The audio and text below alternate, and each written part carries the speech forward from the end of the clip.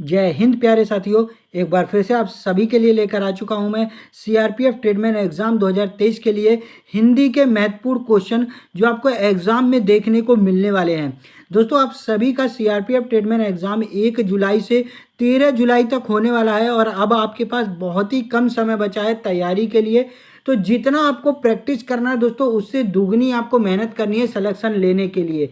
Practice दोस्तों जितना आप हिंदी का करेंगे उतना ही परफेक्ट होगा, क्योंकि हिंदी दोस्तों याद करने वाला सब्जेक्ट नहीं है। हिंदी को जितना प्रैक्टिस किया जाता है उतना ही दोस्तों हिंदी हमारी अच्छी होती चली जाती है। तो आज की वीडियो में दोस्तों हम मोस्ट इंपोर्टेंट क्वेश्चनों को कवर करने वाले हैं जो एग्जाम में पूछे जाते हैं। तो दोस्तों वीडियो में लास्ट तक जरूर से बने रहिएगा, हर क्वेश्चन को अच्छी तरीके से देखिएगा।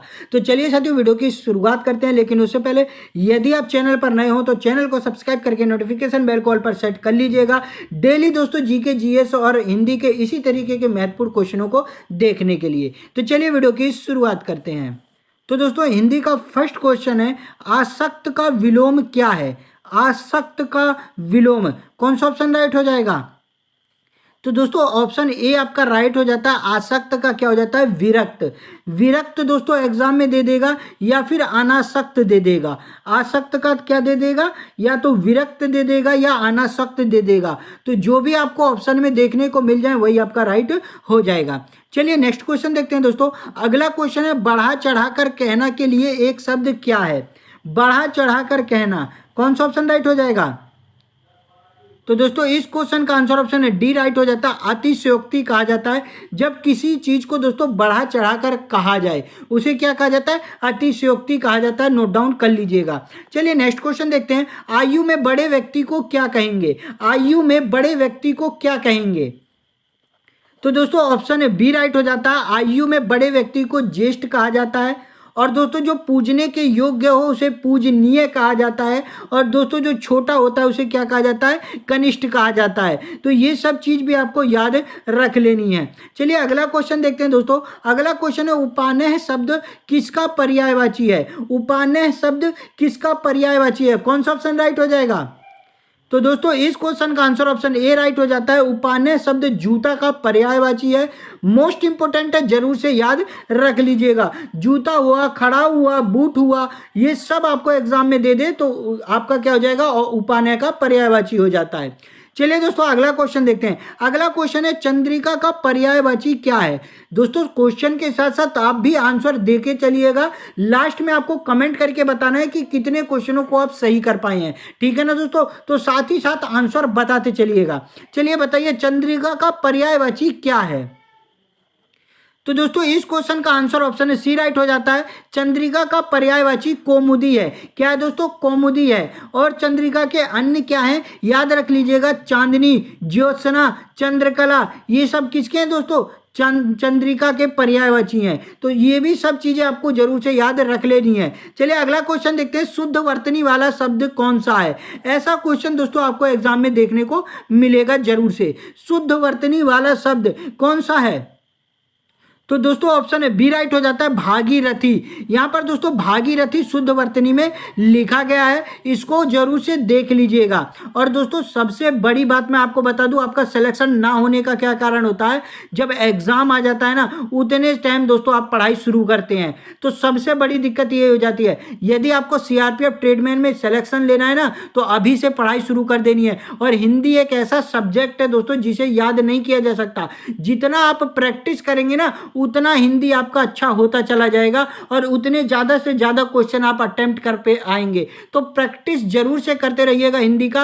और जो चीज़ें दोस्तों आपको दिक्कत होती हो तो कमेंट कर दीजिए। कमेंट से दोस्तों मैं उसके ऊपर मैं उसके ऊपर एक अच्छी सी वीडियो प्रोवाइड करा दूंगा टॉपिक वाइज, जिससे दोस्तों सभी चीज़ें आपकी क्लियर हो जाएंगी। आज दोस्तों मैंने समास की वीडियो क्लियर कराई है। यदि समास आपको नहीं आती है, समझने में दिक्कत होती है, तो एक बार उस वीडियो को देख लीजिए। समास वाली वीडियो को हमारे चैनल पर मिल जाएगी दोस्तों। और सीआरपीएफ ट्रेडमैन की मैंने प्लेलिस्ट भी बना दी है सीआरपीएफ ट्रेडमैन के चैनल पर, तो जाके दोस्तों देख लीजिएगा। सीआरपीएफ ट्रेडमैन की प्लेलिस्ट में सभी वीडियो प्रोवाइड करा दी गई हैं। टेलीग्राम चैनल पर दोस्तों मैं आप सभी को पीडीएफ नोट्स भी प्रोवाइड कराई देता हूं, तो टेलीग्राम चैनल को भी ज्वाइन कर लीजिएगा। और हमारे चैनल पर जाके प्लेलिस्ट में सीआरपीएफ ट्रेडमैन की सभी वीडियो को आप एक साथ देख सकते हैं, ठीक है ना दोस्तों? तो चलिए अगला क्वेश्चन देखते हैं। अगला क्वेश्चन है दोस्तों, अपनी खिचड़ी अलग पकाना अपनी खिचड़ी अलग पकाना का कौन सा अर्थ राइट हो जाता है? अपनी खिचड़ी अलग पकाना, कौन सा ऑप्शन राइट हो जाएगा? तो दोस्तों इस क्वेश्चन का आंसर ऑप्शन है बी राइट हो जाता है, सबसे अलग रहना। क्या दोस्तों? सबसे अलग रहना अपनी खिचड़ी अलग पकाना होता है। चलिए अगला क्वेश्चन देखते हैं। अगला क्वेश्चन है जमीन पर पैर ना पड़ना, इस मुहावरे का सही अर्थ क्या है? जमीन पर पैर ना पड़ना, कौन सा ऑप्शन राइट हो जाएगा? तो दोस्तों इस क्वेश्चन का आंसर ऑप्शन है डी राइट हो जाता है, अभिमानी होना। कहते हैं ना कि वो तो सिलेक्शन ले लिया, वो अभिमानी हो गया, अब उसके पैर जमीन पर पड़ते ही नहीं है। तो अभिमानी होना क्या हो जाता है? जमीन पर पैर ना पड़ना। चलिए अगला क्वेश्चन देखते हैं दोस्तों। अगला क्वेश्चन है उसके बात करने का तरीका मुझे अत्यंत डैश करता है, रिक्त स्थान की पूर्ति करनी है। यहाँ पर कौन सा ऑप्शन राइट हो जाता है? उसके बात करने का तरीका मुझे अत्यंत, तो दोस्तों ऑप्शन ए राइट हो जाता है, प्रभावित करता है। उसके बात करने का तरीका मुझे अत्यंत प्रभावित करता है। चलिए अगला क्वेश्चन देखते हैं। अगला क्वेश्चन है इस घटना के बाद आज़ादी हासिल करने की इच्छा और जोर से डैश पड़ी, गुमराह पड़ी, गरज पड़ी, उमड़ पड़ी या फिर भनक पड़ी, कौन सा ऑप्शन राइट हो जाएगा? तो दोस्तों इस क्वेश्चन का आंसर ऑप्शन है सी राइट हो जाता है, इस घटना के बाद आज़ादी हासिल करने की इच्छा और जोर से उमड़ पड़ी। चलिए अगला क्वेश्चन देखते हैं। अगला क्वेश्चन है यद्यपि मोहन धनी है तथापि बहुत दुखी है, कौन सा वाक्य है दोस्तों? यद्यपि मोहन धनी है तथापि बहुत दुखी है, इसका कौन सा ऑप्शन राइट हो जाएगा? तो दोस्तों इस क्वेश्चन का आंसर ऑप्शन कौन सा राइट हो जाता है? ऑप्शन सी राइट हो जाता है। दोस्तों मिश्र वाक्य है, ये क्या है? मिश्र वाक्य है। और याद रख लीजिएगा जहां दो या दो से अधिक सरल वाक्य हो तथा इन वाक्यों को जोड़ने के बाद समुच्चय बोधक अवयव यानी यद्यपि, तथापि, ज्यों ही, जब तक ये शब्द देखने को मिले तो वहां पर मिश्र वाक्य होता है। इसको भी जरूर से याद रख लीजिएगा। चलिए अगला क्वेश्चन देखते हैं। निम्न में से किस विकल्प में त्रुटि नहीं है? निम्न में से किस विकल्प में त्रुटि नहीं है, कौन सा ऑप्शन राइट हो जाता है? तो दोस्तों इस क्वेश्चन का आंसर ऑप्शन ए राइट हो जाता है, उस कागज पर मैंने हस्ताक्षर कर दिए। उस कागज पर मैंने हस्ताक्षर कर दिए। यहाँ पर याद रख लीजिएगा हस्ताक्षर शब्द सदैव बहुवचन में यूज होता है, ठीक है ना दोस्तों? हस्ताक्षर शब्द सदैव बहुवचन में यूज होता है, ये भी आपको याद रख लेना है। चलिए अगला क्वेश्चन देखते हैं दोस्तों। अगला क्वेश्चन है छात्रावास में संधि कौन सी है? छात्रावास में कौन सी संधि है, कौन सा ऑप्शन राइट हो जाएगा? तो दोस्तों याद रख लीजिएगा जहां पर दोस्तों आपको आ की मात्रा देखने को मिल जाए, जहां पर दोस्तों आपको आ की मात्रा देखने को मिल जाए वहां पर कौन सी संधि होती है? दीर्घ स्वर संधि होती है। ऑप्शन ए आपका राइट हो जाता है। चलिए अगला क्वेश्चन देखते हैं। अगला क्वेश्चन है पवन की संधि विच्छेद क्या है? पवन का संधि विच्छेद, तो इस बात को याद रख लीजिएगा जहां पर दोस्तों आपको वह और यह इन दो शब्दों के साथ, वह और यह इन दो अक्षरों के साथ दोस्तों पूरा शब्द देखने को मिले तो वहां पर कौन सी संधि होती है? अयादि संधि होती है। यह भी आपको याद रख लेना है। यहां पर दोस्तों वह के साथ न और प पूरा शब्द देखने को मिल रहा है तो यहां पर कौन सी संधि हो जाएगी? अयादि संधि हो जाएगी। और जब इसका दोस्तों विच्छेद करते हैं तो याद रख लीजिएगा तो यहां पर आपका ऑप्शन ए राइट हो जाता है, पो प्लस अन। पो प्लस अन इजकल टू क्या हो जाएगा? पवन हो जाता है। यानी वह किस में चेंज हो जाता है? ए में चेंज होता है, ओ में चेंज होता है। ये भी आपको याद रख लेना है। तो ये सभी चीजें याद रख लीजिएगा। और संधि के ऊपर एक प्रॉपर वीडियो लेके आने वाला हूं तो जरूर से चैनल को सब्सक्राइब कर लीजिएगा। आज दोस्तों मैंने समास पढ़ाया है तो संधि भी मैं लेके आऊंगा जिससे दोस्तों आपकी संधि भी क्लियर हो जाएगी। चलिए अगला क्वेश्चन देखते हैं। अगला क्वेश्चन है राजपुत्र में कौन सा समास है? राजपुत्र में कौन सा समास है? तो दोस्तों यहां पर यदि मैं राजपुत्र का समास विग्रह करता हूं तो क्या हो जाता है? राजा का पुत्र। क्या हो जाता है दोस्तों? राजा का पुत्र राजपुत्र कहलाता है। और जहां पर दोस्तों आपको का जैसे शब्द देखने को मिले तो वहां पर तत्पुरुष समास होता है, तत्पुरुष समास होता है। ये भी याद रख लेना है। यदि दोस्तों समास की वीडियो आपने नहीं देखी है तो जरूर से देख लीजिए। हमारे चैनल पर दोस्तों आपको देखने को मिल जाती है समास की वीडियो, तो जरूर से देख लीजिएगा। चलिए अगला क्वेश्चन देखते हैं। अगला क्वेश्चन है चवन्नी में कौन सा समास है? चवन्नी में कौन सा समास है? तो दोस्तों मैंने आप सभी को बताया था, जिस समास का पहला पद संख्यावाची होता है तथा उसे विग्रह करने पर समाहार का बोध हो, उसे दोस्तों क्या कहा जाता है, द्विगु समास कहा जाता है। तो यहाँ पर ऑप्शन है बी आपका राइट हो जाता है। चवन्नी का जब आप समास विग्रह करेंगे तो यहाँ पर क्या आ जाएगा, चार आनों का समूह। क्या दोस्तों, चार आनों का समूह। अब यहाँ पर देखिए प्रथम पद आपको क्या देखने को मिल रहा है, संख्यावाची देखने को मिल रहा है, और जहाँ दोस्तों संख्यावाची देखने को मिले वहाँ पर द्विगु समास होता है। चलिए दोस्तों अगला क्वेश्चन देखते हैं। अगला क्वेश्चन है अरण्य का शाब्दिक अर्थ क्या है। अरण्य का शाब्दिक अर्थ, कौन सा ऑप्शन राइट हो जाएगा, तो दोस्तों ऑप्शन आपका बी राइट हो जाता है। अरण्य का शाब्दिक अर्थ जंगल होता है। क्या होता है दोस्तों, जंगल होता है अरण्य का शाब्दिक अर्थ। चलिए अगला क्वेश्चन देखते हैं। दोस्तों अभी तक वीडियो को लाइक नहीं किया है तो प्लीज़ वीडियो को एक लाइक जरूर से कर दीजिए, अपने सभी फ्रेंड्स में शेयर जरूर से कर दीजिएगा, और चैनल पर नए हो तो सब्सक्राइब कर लीजिएगा। और दोस्तों डेली दोस्तों आपको मैं सभी वीडियो की PDF नोट्स प्रोवाइड करा देता हूं। तो यदि दोस्तों आपने हमारे टेलीग्राम चैनल को ज्वाइन नहीं किया है तो टेलीग्राम चैनल को जरूर से ज्वाइन कर लीजिएगा, क्योंकि दोस्तों टेलीग्राम चैनल पर हर वीडियो की PDF नोट्स मैं प्रोवाइड करा देता हूं। और दोस्तों दूसरी बात, यदि आपको मुझसे कोई भी सवाल करना है तो आप हमारे इंस्टाग्राम पेज को भी फॉलो कर लीजिए, वहां पर आपको कोई भी सवाल करना हो तो कर लीजिएगा, सभी क्वेश्चनों का आंसर मैं इंस्टाग्राम पे दे देता हूं। ठीक है ना दोस्तों। तो चलिए अगला क्वेश्चन देखते हैं। अगला क्वेश्चन है दोस्तों आपका आवाहन। आवाहन का विलोम क्या है, कौन सा ऑप्शन राइट हो जाएगा, तो आवाहन मतलब किसी को बुलाना, और यहाँ पर आपका ऑप्शन सी राइट हो जाता है, विसर्जन। विसर्जन माने क्या होता है, किसी का दोस्तों विसर्जन करना, याद रख लीजिएगा। आवाहन मतलब किसी को बुलाना, और विसर्जन माने किसी को मतलब विसर्जन कर देना। तिरोभाव, यहाँ पर दोस्तों तिरोभाव दिया गया है, तो तिरोभाव का याद रख लीजिएगा आविर्भाव। क्या दोस्तों, आविर्भाव एग्जाम में पूछा जाता है, तो तिरोभाव का क्या हो जाएगा, आविर्भाव हो जाता है। ठीक है। चलिए अगला क्वेश्चन देखते हैं। जंगम का विलोम शब्द क्या है। जंगम का मोस्ट इंपोर्टेंट है दोस्तों, एग्जाम में पूछा जाता है जंगम का, हर एग्जाम में दोस्तों जंगम का विलोम शब्द देखने को मिला है। तो इसका राइट आंसर कौन सा हो जाता है, ऑप्शन आपका दोस्तों सी राइट हो जाता है। जंगम का क्या होता है, स्थावर हो जाता है। चलिए अगला क्वेश्चन देखते हैं। अगला क्वेश्चन है जिसे प्रमाण द्वारा सिद्ध ना किया जा सके।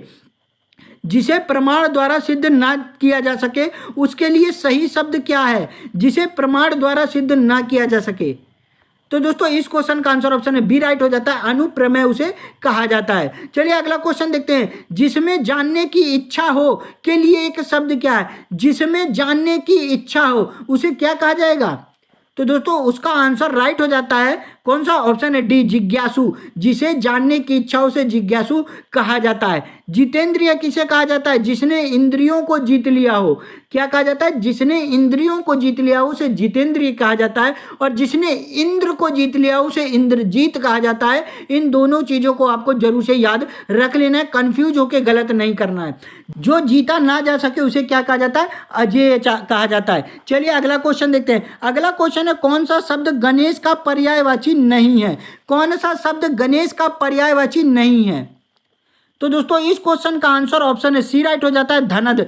धनद गणेश का पर्यायवाची शब्द नहीं है। धनद दोस्तों किसका पर्यायवाची है, तो याद रख लीजिएगा कुबेर का। किसका दोस्तों, कुबेर का पर्यायवाची है धनद, जरूर से याद रख लीजिएगा। और किसका, यक्षराज का। यक्षराज है दोस्तों, राज है दोस्तों, ये सब याद रख लीजिएगा, ये सब कुबेर के हैं। राज है। उसके बाद दोस्तों यदि मैं बात करूं और भी तो याद रख लीजिएगा धनपति, अलंकेश, धनपाल, धनेश्वर, ये सब किसके हैं, कुबेर के पर्यायवाची हैं। गणेश की बात करूं तो गणेश का याद रख लीजिएगा विनायक, एकदंत, लंबोदर, गजानन, गणपति, हेरंब, देमातुर, गजनंद, मोदक प्रिय, महाकाय, ये सब किसके हैं दोस्तों, गणेश के पर्यायवाची हैं। चलिए अगला क्वेश्चन देखते हैं। अगला क्वेश्चन है शुद्ध वर्तनी वाले शब्द का चयन करें। यहां पर आपको बताना है कि निम्न में से किसकी वर्तनी शुद्ध है। कौन सा ऑप्शन राइट हो जाएगा, तो दोस्तों ऑप्शन आपका ए राइट हो जाता है, अंत्याक्षरी। अंत्याक्षरी यहाँ पर शुद्ध वर्तनी में लिखा गया है। एग्जाम में दोस्तों अंत्याक्षरी पूछा जाता है, तो याद रख लीजिएगा आधन है और आधत्त है, दोनों दोस्तों अंत्याक्षरी में आधे बनते हैं। पूजनीय की बात करूं तो दोस्तों ये पूज्य नहीं होता है, पूजनीय, इस तरीके से पूजनीय शुद्ध लिखा जाता है। तदोपरांत, ये दोस्तों तदुपरांत होता है। क्या होता है? तदुपरांत होता है। और कवियत्री आप सभी जानते हैं कवियत्री कैसे लिखा जाता है। तो दोस्तों कवियत्री लिखने का कै व इत्री, इस तरीके से दोस्तों कवित्री शुद्ध लिखा जाता है। तो याद जरूर से रख लीजिएगा दोस्तों, ये सब एग्जाम में पूछे जाते हैं। चलिए नेक्स्ट क्वेश्चन देखते हैं। अगला क्वेश्चन है, निम्न शब्दों में से एक वर्तनी शुद्ध है। कौन सी वर्तनी शुद्ध है? कौन सा ऑप्शन राइट हो जाएगा? तो दोस्तों यहां पर आपका ऑप्शन है डी राइट हो जाता है। निरपराधिनी दोस्तों शुद्ध वर्तनी में लिखा गया है। यदि मैं अभ्यांतरिक की बात करूं तो ये दोस्तों कैसे शुद्ध लिखा जाता है? ये होता है अभ्यांतर। क्या दोस्तों? अभियांतरिक हो जाता है, अभियांतर होता है। और अत्यधिक दोस्तों आप सभी जानते हैं अत्यधिक होता है। और निरोग, निरोग में दोस्तों छोटी की मात्रा नहीं लगती है, निरोग में बड़ी की मात्रा लगती है। नी पर याद रख लीजिएगा। चलिए अगला क्वेश्चन देखते हैं। आधा तीतर आधा बटेर होना का क्या अर्थ है? आधा तीतर आधा बटेर होना, तो यहां पर दोस्तों आपका ऑप्शन है बी राइट हो जाता है। बेमेल तथा बेढंगा होना आधा तीतर आधा बटेर होता है। दोस्तों प्रैक्टिस करने से ही आपकी हिंदी मजबूत होगी, ये बात याद रख लीजिएगा। जितनी प्रैक्टिस करेंगे ना उतना ही आपका हिंदी मजबूत हो जाएगा और ज़्यादा से ज़्यादा क्वेश्चन आप अटेम्प्ट करके आ सकते हैं। ठीक है ना दोस्तों? तो प्रैक्टिस जरूर से करते रहिएगा। चलिए अगला क्वेश्चन देखते हैं। अंजर पंजर ढीले करना का क्या अर्थ है? अंजर पंजर ढीले करना, कहते हैं ना उसे तो मार के उसके अंजर पंजर ढीले कर दिए, यानी क्या हो जाएगा? बुरी तरह मारना। ऑप्शन सी आपका राइट हो जाता है। बुरी तरह मारना, अंजर पंजर ढीले कर देना। चलिए अगला क्वेश्चन देखते हैं। अगला क्वेश्चन है दोस्तों, अनुशासन सफलता की क्या है? सभी ने पढ़ा होगा और ऑप्शन सी आपका राइट हो जाता है। अनुशासन सफलता की कुंजी है। चलिए नेक्स्ट क्वेश्चन देखते हैं। रोहन ने समाज कल्याण कार्य में डैश योगदान दिया किंतु कुछ लोगों को इस तथ्य पर डैश था, रिक्त स्थान की पूर्ति करो। यहां पर आपको बताना है कि रिक्त स्थान में कौन सा शब्द आ जाएगा। कौन सा ऑप्शन राइट हो जाता है? तो यहां पर दोस्तों रोहन ने समाज कल्याण कार्य में भरपूर योगदान दिया किंतु कुछ लोगों को इस तथ्य पर संदेह था। ऑप्शन ए आपका राइट हो जाता है। चलिए अगला क्वेश्चन देखते हैं। सदा सच बोलना चाहिए, सदा सच बोलना चाहिए, यह किस प्रकार का वाक्य भेद है? सदा सच बोलना चाहिए, तो दोस्तों कौन सा ऑप्शन राइट हो जाएगा? ऑप्शन बी आपका राइट हो जाता है। इच्छावाचक उसे कहते हैं जिसे दोस्तों सदा सच बोलना चाहिए। जिस वाक्य में संदेह का बोध हो उसे संदेहवाचक कहते हैं। ये सब याद रख लीजिएगा। चलिए अगला क्वेश्चन देखते हैं दोस्तों। अगला क्वेश्चन है, निम्न में से शुद्ध वाक्य का चयन करें। निम्न में से आपको बताना है कौन सा शुद्ध वाक्य है। तो दोस्तों इसका आंसर आप सभी को कमेंट करना है। ये दोस्तों आप सभी के लिए HW है। आशा करता हूँ वीडियो आपको अच्छी लगी होगी। यदि वीडियो आपको अच्छी लगी होगी तो एक लाइक जरूर से कर दीजिएगा, अपने सभी फ्रेंड्स में शेयर कर दीजिएगा। चैनल पर दोस्तों नए हो तो सब्सक्राइब करके नोटिफिकेशन बेल को जरूर से ऑन कर लीजिएगा। और दोस्तों टेलीग्राम चैनल को जरूर से ज्वाइन कर लीजिएगा हर वीडियो की PDF नोट्स देखने के लिए। तो चलिए दोस्तों मिलता हूँ नेक्स्ट वीडियो में, तब तक के लिए जय हिंद जय भारत दोस्तों।